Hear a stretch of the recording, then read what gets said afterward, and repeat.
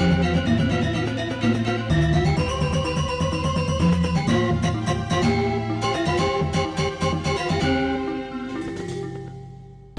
Swastiastu, pemirsa Bali TV dimanapun Anda berada, kembali saya Nyoman Winata, redaktur pelaksana harian Bali Pos ya. Seperti biasa, menjumpai Anda dalam Bali Pos Talk. Kali ini kita bicara dampak dari efisiensi anggaran pemerintah terhadap jasa atau industri event di Indonesia, khususnya di Bali ya. Karena Bali kan memang menjadi pusat, biasanya tempat dilaksanakannya banyak meeting ya. Industri MICE berkembang dan tentu ini tidak lepas dari keberadaan industri event itu sendiri. Dan saya akan mewawancarai Ibu Grace Jenny dari DPD Ivindo Bali. Kita sapa dulu narasumber kita. Om Swastiastu. Ibu, gimana kabar? Sehat Ibu ya? Puji Tuhan, baik, Kas Tenggara. Tetap semangat ya? Tetap semangat, harus semangat. Ya. Yeah. Kita ya pasca pandemi belum lama berlalu gitu ya. Kita sekarang mungkin jasa penyelenggaraan event kembali mendapatkan cobaan. Tapi saya pengen tahu dulu setelah pasca pandemi sebenarnya gimana sih industri event di Bali ini sudah normalkah atau seperti apa? Kalau dibilang normal 100%, saya tidak sampai hari ini belum mendapatkan data pasti. Tetapi kami meyakini luar biasa sih, luar biasa. Pencapaian dari teman-teman yang bercerita ya, dari masukan teman-teman itu justru mengalami lonjakan yang cukup signifikan ya, dibandingkan dengan tahun-tahun sebelumnya. Bahkan ada yang ngomong bahwa belum 100%, tapi ada yang ngomong bahwa di atas 100% malahan, melebihi dibandingkan sebelum pandemi. Jadi mereka sangat optimis, bahkan pada saat itu setelah pasca pandemi, apalagi didorong dengan banyaknya international event ya di Bali pada saat itu, membuat mereka lebih optimis dengan industri event. Ya kita tahu waktu pandemi ya hampir semua tiarap ya, bahkan ada yang nggak bisa sama sekali. Jadi pasca pandemi mereka sudah bisa bangkit, sudah bisa mengembangkan usahanya. Sudah mulai bangkit lagi. Teman-teman rekanan kami vendor yang tadinya mobil udah pada dijualin, sekarang sudah mulai ngangsur, sudah mulai mau lunas katanya sudah nambah unit, mereka sudah optimis bahwa itu akan tumbuh lagi gitu. Dan mereka menambah unit, menambah investasi ini, ya, mereka biasanya pakai uang bank Bu ya. Betul, dan nyicil. Iya, nyicil. Dan tiba-tiba sekarang ada kebijakan. Nah, baru ada yang curhat. Ini tiang baru ngangsur, mau lunas ini, nunggak lagi dia bilang. Ya, kita lihat dampak ini juga ya, dari media kita sudah baca ada beberapa pernyataan luar biasa dampaknya. Tapi mungkin dari Ibu sendiri yang di industri event, gimana sih sejauh mana sih dampaknya dari kebijakan efisiensi anggaran ini? Oke, jadi kalau kami dari industri event sebetulnya gini. Sebelumnya kami memperkenalkan diri ya, kami dari Dewan Industri Event Indonesia. Kami memang secara berkala, kami tidak sendiri, jadi kami ada 20 lebih DPD se-Indonesia. Kami melakukan survei secara berkala. Pada saat diterbitkannya Inpres, kami memang sempat melakukan survei secara nasional. Pada saat itu di awal sampai dengan tanggal 11 Februari kami lakukan survei secara nasional. Waktu itu di Bali masih belum terasa sih, waktu itu pembatalan, pengurangan ataupun penundaan masih belum begitu terdampak ya pada saat itu. Jadi dari izin saya menyampaikan dari hasil survei secara nasional, menurut data terbaru kami pada saat itu di tahun 2024 tercatat se-Indonesia ada 8.777 event tersebar di 34 provinsi dengan total nilai 84 8,46 triliun se-Indonesia. 84 triliun. Se-Indonesia ya. Dengan menggerakkan 8,8 juta pekerja. Dan pada saat itu yang baru muncul adalah 638 pembatalan dan penangguhan event saja pada saat itu 600. yang terjadi di 32 provinsi. Dan di Bali waktu itu sedikit sekali, hanya sekitar, coba saya lihat datanya itu, Ini hasil surveinya sekitar ya paling cuma sekitar 2%-an pada saat itu. Awal-awal Sangat awal kita lakukan survei sekitar ada 32, kita masuk top 5 waktu itu. Yang pertama itu DKI Jakarta, kedua Jawa Barat, ketiga DIY, keempat Banten, kelima Jawa Tengah dan Bali. Bali waktu itu sampai dengan 11 Februari 4,88%. Baru 4,88%. Nah, kemudian kami melakukan survei. Survei yang berikutnya ya? Survei berikutnya ini khusus untuk daerah Bali, survei cepat. Setelah kami berkonsultasi dengan Dewan Pembina kami, kita diskus ini serius nih, kami diskus ya di antara pengurus juga apa yang harus kita lakukan gitu ya, karena kita melihat dampak peran MAIS di Bali cukup cukup besar, multiplier efeknya gitu. Bahkan perannya kita 30% ya kalau tidak salah itu, kita memberikan kontribusi terhadap PAD. Nah, ternyata setelah kami lakukan survei cepat kepada sekitar 44 responden. Respondennya ini adalah industri. 44 responden ini baik anggota maupun bukan anggota, maupun non anggota, usaha penyelenggara event ya? Usaha penyelenggara event dan vendor, ataupun di sini rekanan mitra maupun pekerja, mitra pekerja. Dalam artian mitra pekerja itu bisa MC dan lain-lain ya. Jadi dari data yang masuk dari 44 responden, ini 45% yang mengikuti survei cepat ini adalah IO dan PCO. Jadi total ini 50 lebih ya, 50 sekian ya, sebentar. 51 sekian, 52% itu adalah IO dan PCO yang mengisi.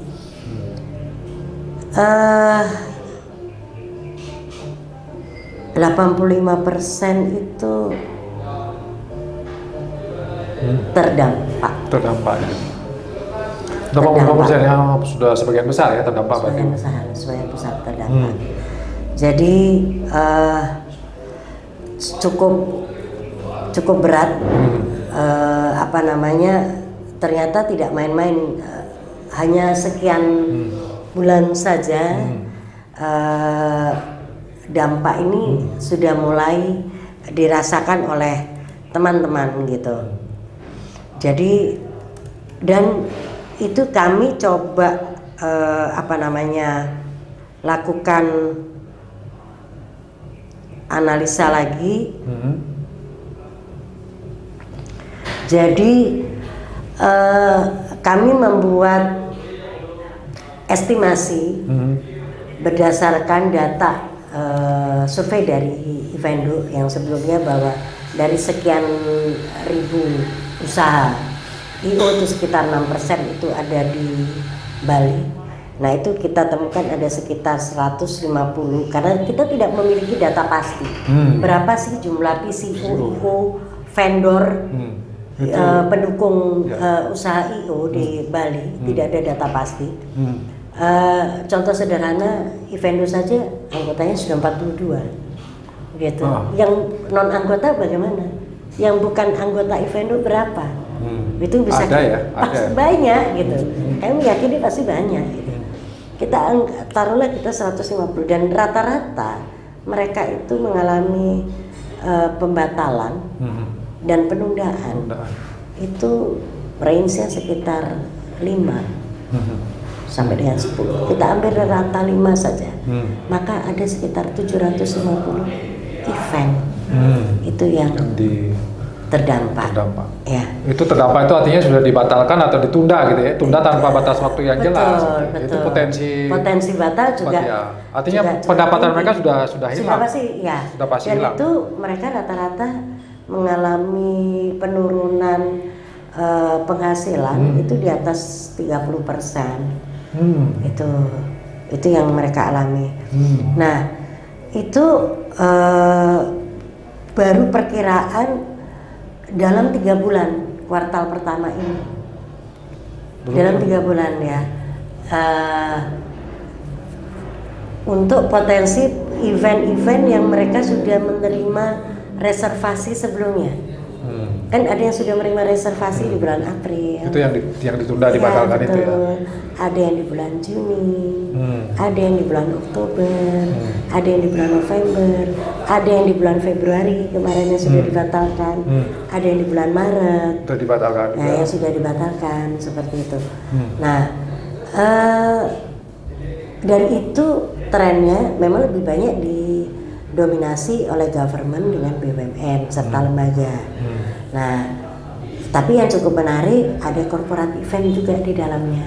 Yang juga dibatalkan juga? Skala, betul, ada penundaan.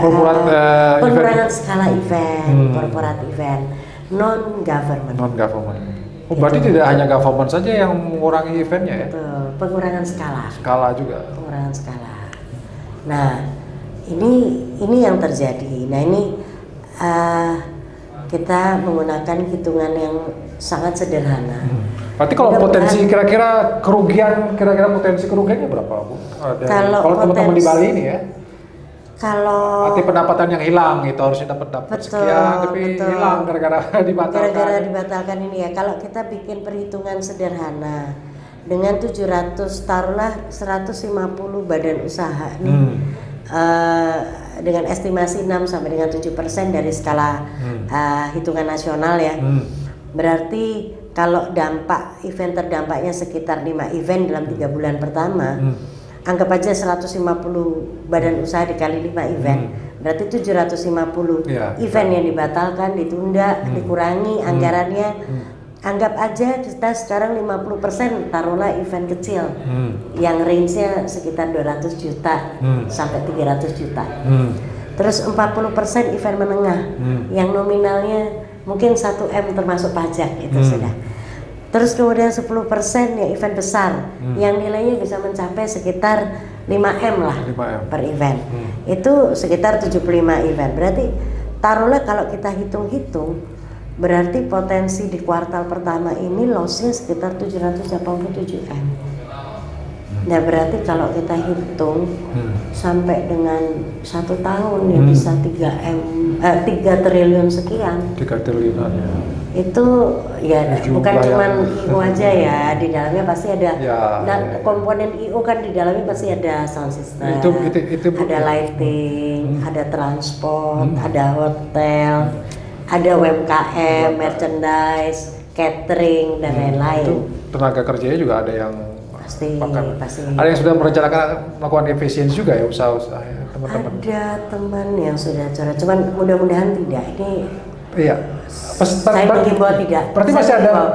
Saya menghimbau jangan jangan dulu. Gini, kita harus optimis dalam artian meskipun dari data survei kami berapa yang optimis, berapa yang pesimis itu ya. Aduh, seperti yang kita tadi sempat ngobrol. Ini terdata ada 43%